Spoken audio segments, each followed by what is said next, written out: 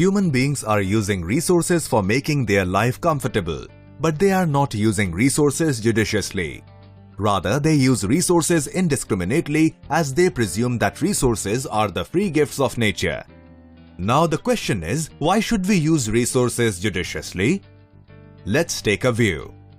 Resources are not unlimited in stock, rather they are very much limited. For example, randomly cutting trees or deforestation transforms a forested fertile land into a desert.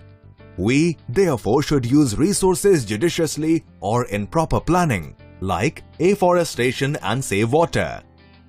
Do you know what is planning? Let me tell you. Planning is a strategy for planned and judicious utilization of resources. Now, tell me what exactly is required for resource planning.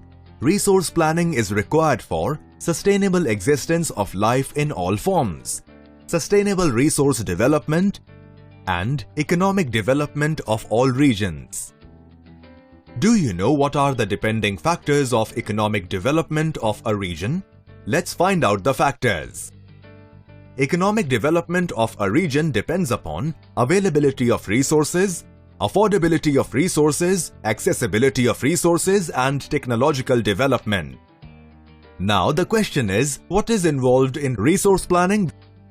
Resource planning is a complex process which involves identifying and creating inventory of resources across the regions of the country, such as surveying, mapping, measurement, and qualitative and quantitative estimation of resources.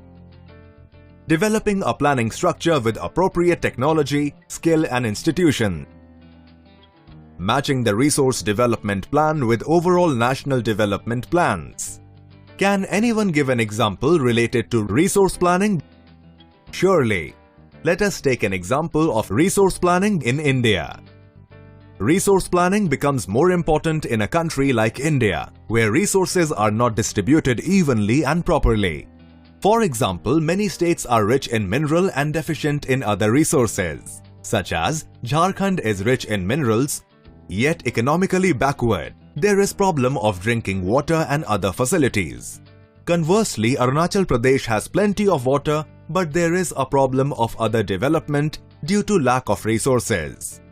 In India, many regions are poor in resources yet economically advanced like Gujarat. Now the question is, how do we reduce or resolve this issue like uneven distribution of resources? Of course, with proper planning of judicious use of resources.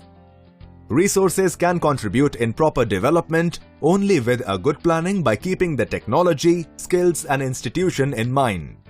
Resource planning in India is one of the most important goals right from its first 5 years plan launched after independence.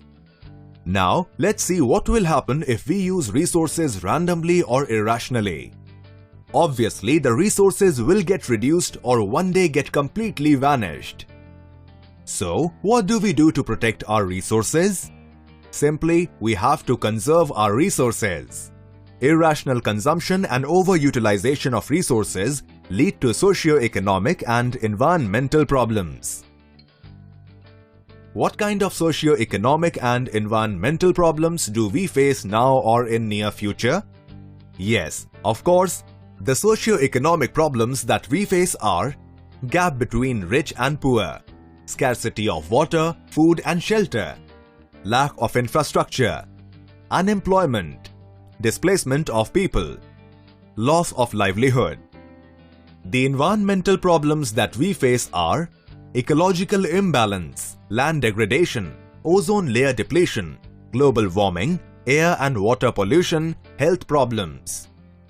Do you know this had been the main concern of the leaders and thinkers in the past? Let us take an example of the views of Gandhiji on resource conservation. Gandhiji's word about resource conservation was the appropriate one in voicing his concern about conservation. He said, "The earth has enough resources for our need, but not for our greed." He extracted the root cause for resource depletion at the global level. They are selfish and greedy individuals, modern technology, mass production. Instead, he wanted production by the masses.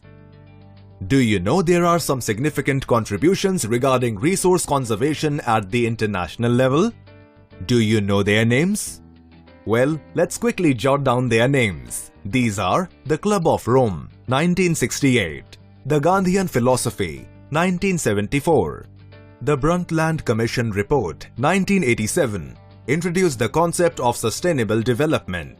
The Earth Summit at Rio de Janeiro, Brazil, 1992.